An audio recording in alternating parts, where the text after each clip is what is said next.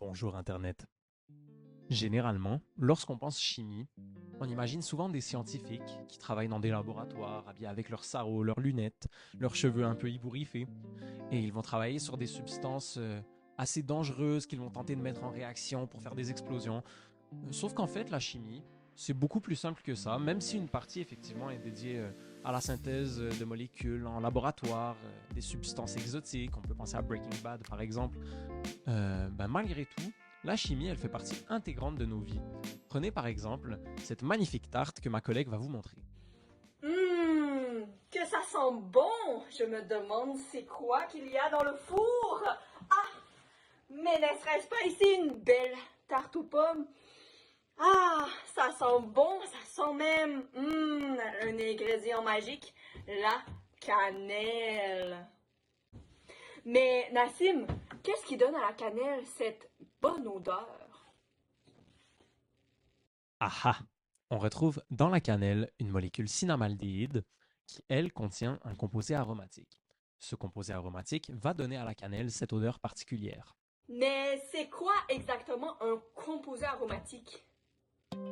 Autrefois, l'expression composé aromatique caractérisait une catégorie de substances organochimiques venant de nos amis les plantes. Cette appellation provient des odeurs généralement agréables que dégagent ces composés. Ah, d'où le mot aromatique. Exactement! De nos jours, les composés aromatiques sont des molécules organiques classées selon leur stabilité et leur structure. Un très grand nombre d'entre eux ont une structure commune, celle du benzène, le roi de la stabilité moléculaire. Le benzène est un composé organique formé de 6 carbones de forme cyclique. Wow! Je comprends maintenant. Mais qu'est-ce qui fait qu'une molécule est plus stable qu'une autre? En fait, on dit d'une molécule qu'elle est stable lorsqu'elle réagit difficilement avec d'autres molécules. C'est-à-dire qu'il lui faut beaucoup d'énergie ainsi que des conditions particulières pour y arriver. L'un des effets qui peut expliquer cette stabilité, c'est l'effet mésomère. Cet effet est présent lorsqu'on retrouve une alternance entre des liaisons simples et des liaisons doubles au sein d'une molécule de carbone, qu'elle soit cyclique ou en chaîne. Ce qui va se passer, c'est que les électrons des liaisons doubles vont se délocaliser et bouger dans la molécule, ils vivent leur vie tranquille, et en fait, ça va permettre de répartir uniformément les 10 électrons, ce qui fournira à la molécule une plus grande stabilité. En plus des liaisons doubles et des liaisons simples, on peut aussi prendre les charges positives ainsi que les doublés d'électrons libres dans l'effet mésomère. L'effet mésomère, c'est un peu comme lorsque les joueurs d'une équipe de basket deviennent si connectés les uns avec les autres qu'ils ne cessent de se passer continuellement et très rapidement le ballon, d'une manière à ce que la balle tourne continuellement dans l'équipe. Pour avoir une telle possession de balle, il leur faut une cohésion d'équipe, une synergie. C'est l'alternance entre les liaisons simples et les liaisons doubles. On peut aussi penser au sixième joueur, celui sur le banc, qui apporte avec lui son énergie positive. Là, on parlera de la charge positive, du doublé d'électrons libres, ou encore d'une liaison négative qui viendrait s'ajouter à l'effet mésomère avec l'alternance de liaisons doubles et liaisons simples. L'effet mésomère permet d'expliquer, à titre d'exemple, le caractère acide du phénol, un benzène sur lequel on a ajouté un groupement hydroxyde. En prenant en compte l'effet mésomère, on voit où les électrons se déplacent par des pointillés, donc c'est ce qu'on appelle l'hybride de résonance, et donc ça nous permet de constater le partage d'électrons qui se fait au sein du benzène. À cause de cette stabilité de l'effet mésomère, les électrons de l'atome d'hydrogène de la liaison OH sont plus attirés vers le benzène, ce qui fait que le H, ayant donné son électron, est plus porté à partir tout seul, en tant qu'ion H+. Comme on l'a vu précédemment, l'effet mésomère n'est effectif que chez certains types de composés. Pour ceux qui ne disposent pas de cet effet, on verra peut-être l'effet inductif qui peut participer à la stabilité d'un composé. Mais c'est quoi ça déjà? Ah, tu te souviens du drame qu'on a écouté l'autre jour, la séance de thérapie? Pauvre Chlore. Bon, c'est mon tour. Alors bonjour, je m'appelle Chlore. Bonjour, Claude. J'ai 35 ans, je suis célibataire. Donc ces temps-ci, ça va vraiment mal. Je suis vraiment toujours super négatif. Ah bon? Ça fait que je suis en dépression à cause de ça. Savez-vous ce qu'ils m'ont diagnostiqué? Non? Ils m'ont diagnostiqué d'un effet inductif attractif. Non, c'est pas vrai. Donc ça, c'est vraiment difficile de vivre avec ça. Parce que dans le fond, quand je suis avec mon groupe d'amis, plus moi je vais mal, ben plus eux, ils vont mieux. Oh, comme c'est triste. Plus je suis négatif, ben plus eux, ils sont positifs. Pauvre Claude. Donc c'est vraiment difficile. Est-ce que ça t'arrive tout le temps? Non, ça m'arrive pas tout le temps. Ça arrive seulement quand je suis avec des personnes moins attractives que moi. Donc, par exemple, dans les molécules organiques, c'est ça. T'sais, j'essaie juste de sympathiser avec mes amis les carbones. Puis ben, je fais juste tout prendre leur négativité. C'est ça, mais on est tous comme ça dans ma famille. Donc, c'est la malédiction des halogènes. Oh, je comprends ce que tu vis, Chlore. Moi, hydrogène, c'est l'inverse. Je suis beaucoup trop positif. Quand je suis avec mon ami Carbone, je le rends toujours triste. Je ne veux pas péter votre bulle. Mais c'est moi, Carbone, la véritable victime de cette histoire.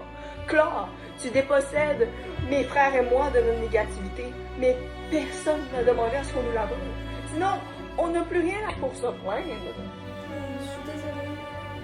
Et toi, hydrogène, tu es si faible que je dois endosser tes électrons pour toi et de ce fait, je dois pousser mes électrons vers mes frères. On n'a pas besoin de plus de négativité que la nôtre. C'est déjà assez. De quoi tu parles, Carbone? Y'a pas rapport.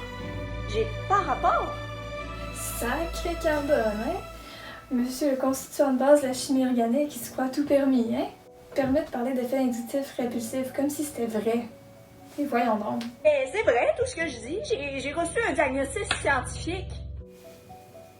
T'as pas entendu la nouvelle? Mais quelle nouvelle? Ben, c'est juste des fausses nouvelles. Ça n'existe pas, là, l'effet inductif répulsif. C'est un canular, mais c'est pas vrai. Oh! Donc en réalité, je ne rends pas mon ami Carbone triste. Quelle bonne nouvelle! C'était alors tout dans sa tête. Ah, c'est vrai! Pauvre Chlore. L'effet inductif, c'est lorsqu'une liaison entre un carbone et un autre élément présente une différence d'électronégativité notable, ce qui va faire qu'il va y avoir une déformation du nuage électronique et ça va impacter le reste des liaisons covalentes de la chaîne. Mais de quoi c'est qui parle? Pourrait-on se demander à l'écoute d'un tel charabia?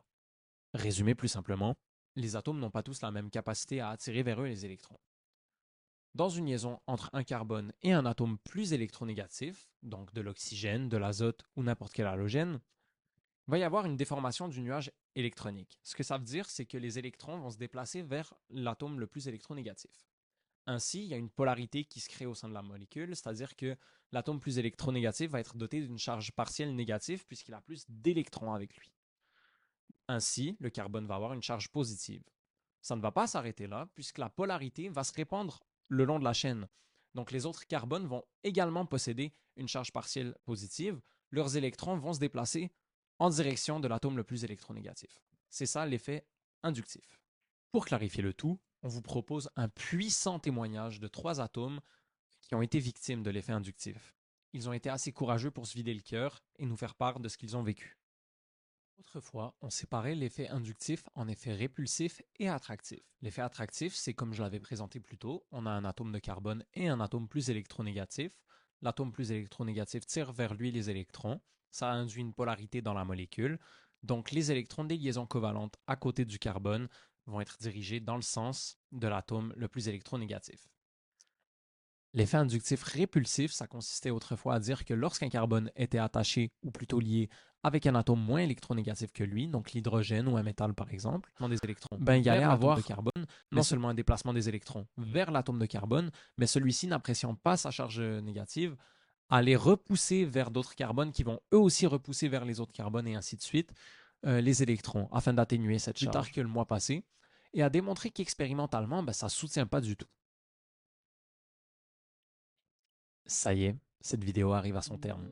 J'espère que vous comprenez un peu plus les raisons pour lesquelles des composés organiques vont réagir ou pas, tout dépendant de leur structure et des atomes qui les composent. J'espère que cette vidéo vous a plu. Bonne soirée.